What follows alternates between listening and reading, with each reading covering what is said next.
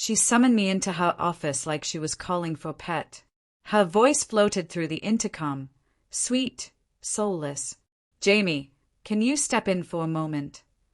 I already knew. Not the details, just the rot beneath her rehearsed warmth. I'd seen it unfolding for weeks. The way she hovered near Steve's desk just a second too long. The way her laugh shifted when he spoke, lighter, freer, no longer mine. I walked into the glass aquarium she called an office. It reeked of mint tea and well-polished deception. She didn't look up. Part of the act. Then she did. Smile tight, eyes gleaming too bright. "Congratulations, Jamie," she said, nudging a folder toward me. "Your hard work's paid off." A beat. "Steve's getting the promotion." She let it dangle like it was normal, like she hadn't just slid a stiletto into my back with that manicured hand. "He's a better team player." I nodded once. Calm. Measured. Then I reached into my coat pocket and placed a white envelope on her desk. Her fingertips brushed it, puzzled. "I resign," I said, voice low, steady. She smiled again, smaller, twitchier. She didn't know what was inside, and she had no idea what was about to unfold. It started months ago. Her late nights at the office didn't make sense. Quiet hallway calls. The stench of some cheap citrus cologne I'd never worn. Steve worked late, too. I wanted to believe it was innocent. Scheduling. Deadlines. But there's a way a woman stops seeing you when her eyes are already locked on someone else. Her silence gained sharpness. High touch. Absent. Robotic. Her compliments. Empty lines from a script meant for another man. One night, I came home and found her asleep on the couch. Her phone buzzed nearby. I shouldn't have checked, but I did. "Last night was amazing. Same time tomorrow. Your office or mine, S." No rage. Not yet. Just a long, breathless void where belief used to be. I sat across from her in the dark. Watched her sleep. She smiled in her dreams. I didn't sleep at all.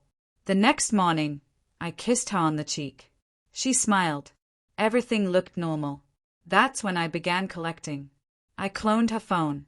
Retrieved deleted texts, private photos, hotel bills, and meeting invites disguised as strategist sessions. I watched her, saw how her fingers grazed Steve's shoulder in meetings, how her voice dipped when speaking to him, how she once looked at me, checking if I was watching. I wasn't. Not visibly. I documented everything. Patient. Quiet. I even praised Steve's last presentation in front of the team. He beamed, clueless. Didn't realize he was already leashed. One evening, while she was showering, I found a folded page in her planner. A draft promotion proposal. Steve's name highlighted. Mine, crossed out. I copied it. Then I waited. The final blow came in a small box. Courier delivered. A USB drive. Office footage. Late hours. Her lips on Steve's throat. His hand on her thigh. Their giggles echoing like a private joke in an empty office. I watched it once. Then again. I loaded a duplicate copy onto another USB. Labeled it with her initials. I slid it into the envelope. Inside. The texts. The photos. The receipts. The footage. Her handwritten betrayal. A note. Let's see what the board thinks of team players who screw their way up. The next day, I wore my best suit.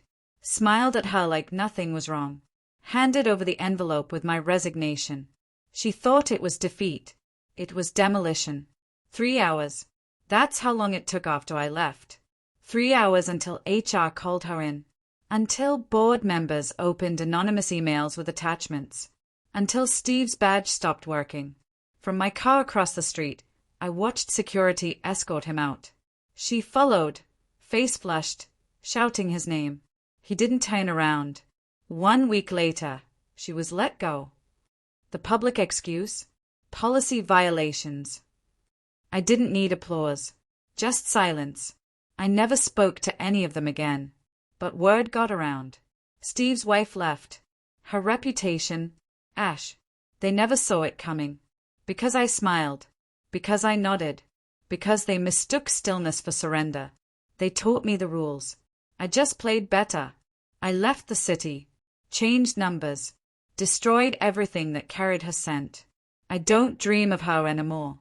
But some nights, I wonder, how long did she stare at that envelope before opening it? How long did she sit in that glass office, broken pieces in hand? She wanted to break me in secret. I dismantled her in silence. No shouting, no confrontation.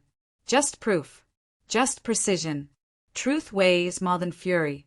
It collapses reputations like buildings. I left her buried beneath the rubble and walked away clean. You don't destroy someone with anger. You destroy them with evidence.